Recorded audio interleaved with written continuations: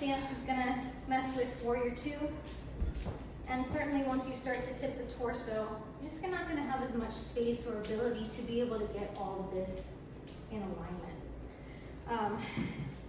But then the other thing to keep in mind is that the more we think of pressing back through the foot, but also keeping the hugging in through the outer hip muscles, right? We still want a little bit of tone here because notice what happens there. Mm-hmm. Yeah. Okay, so there's a little bit of nuance in the back hip. We still want a little bit of hugging in here because look, even just doing that helps me automatically to get more external rotation in the front hip. Also helps me to turn the chest open just by engaging there. Isn't that magic?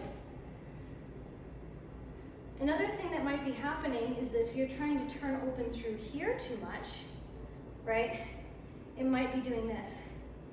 Remember how we talked about that in Warrior 2? Mm-hmm. How trying to turn the pelvis open too much?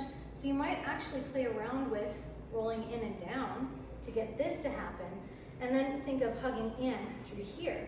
Rather than thinking of turning open, you might think of just hugging in, and that might get you into better alignment in the pose.